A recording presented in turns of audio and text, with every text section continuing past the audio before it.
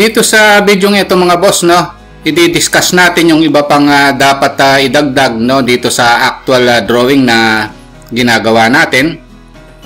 Nung previous video kasi diniscuss ko kung paano gawin yung mga furnitures na ito. Sana panoorin nyo yung video na yun mga boss, no. Ngayon halimbawa itong plano natin, no, gusto nating lagyan ng line type, no. O kung halimbawa hindi nyo nalagyan ng layer itong halimbawa itong roof line natin, no. Minsan kasi hindi natin maiiwasan yan, hindi nalagyan ng tamang layer. Ang nangyari, naka layer 0 pa rin, no. Pero kung gumawa na kayo ng layer dito at 0 layer lang itong ginawa nyo ito, pwede nyo i-select ito tapos kunin nyo yung layer roof dito and then i-by layer nyo. Ayan na. Ngayon kung halimbawa hindi nyo nilagyan ng line type, pwede nyo namang click itong layers na ito, itong layer properties, and then hanapin nyo yung roof, click nyo lang ito, lagyan nyo ng line type dito, no. Halimbawa hidden line, no, then okay, eto na siya. Ngayon kung halimbawa maliit yung scale ng hidden line, pwede nyong i-type yung LT scale, no?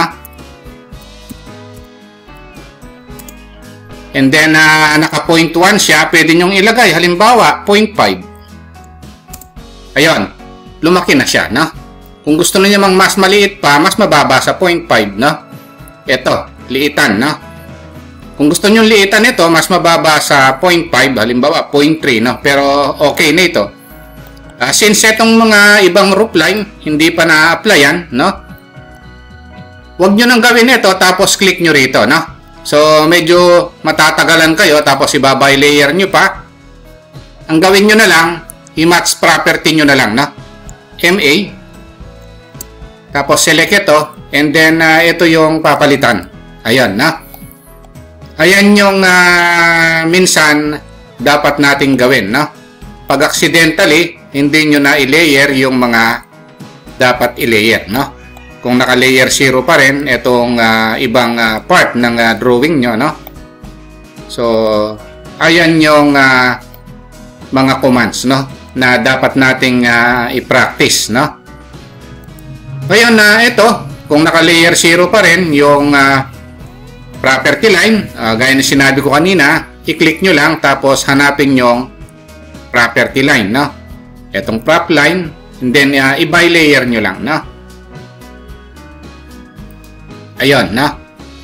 Ngayon kung wala siyang line type, punta lang kayo dito tapos hanapin nyo yung property line or prop line, no?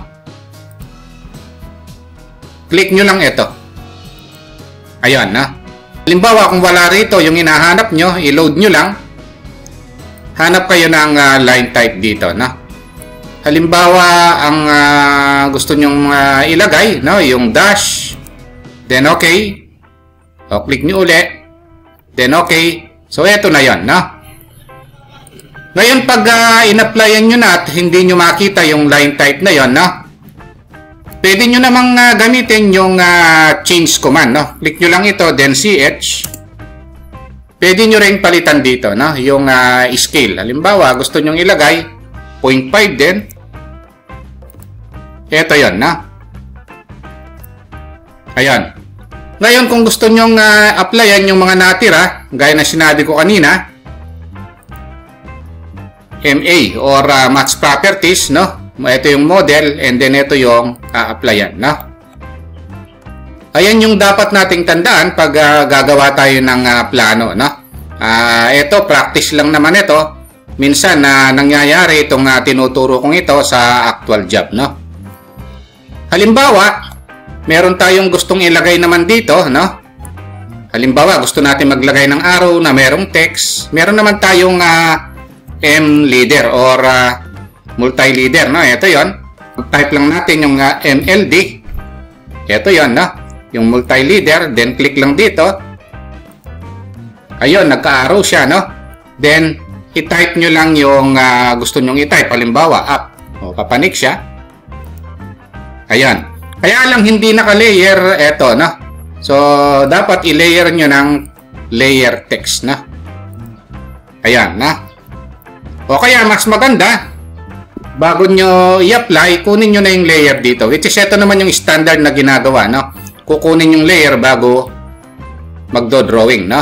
Iseset sa current layer bago magdo-drawing. Halimbawa, layer text. Ito yan, no? O, tapos, type natin yung MLD. Click lang dito. Ito na yan, no? So, meron na siyang arrow, meron pa siyang text, no? Ayun. So, yun yung mga dapat nating tandaan na command. Which is, na-discuss ko naman yung mga command na yan, no? Ina-apply lang natin dito sa actual job, no? Halimbawa, gusto nating lagyan naman ng mga iba pang mga, dito, plants, halimbawa, no? Layer plants ko na. Ito yung dapat nating iset, no? Ayun, naka-by layer. Halimbawa, mag-a-arc ako rito. Dito sa actual drawing natin, dapat nating tandaan itong mga commands na ito, no?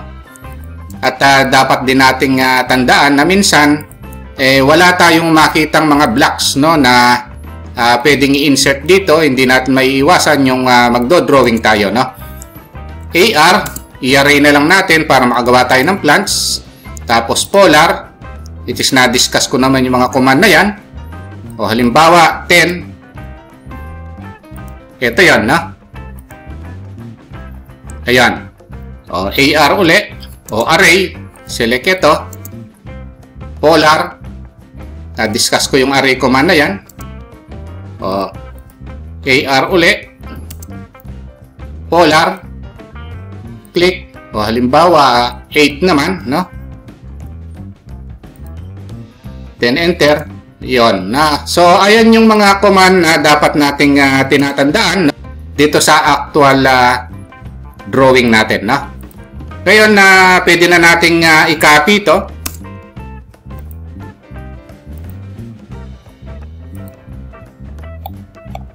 Kung meron dito, pwedeng i-erase na natin ito. Ayun, no? Okay, ayun lang muna mga boss, no? Kung nagustuhan nyo itong video natin, huwag nyo po sanang kalimutang pindutin muna pala, no, yung subscribe dito sa maliit pa lang nating channel. Isama nyo na rin po yung like at saka notification bell. Thank you very much at God bless po sa inyong lahat.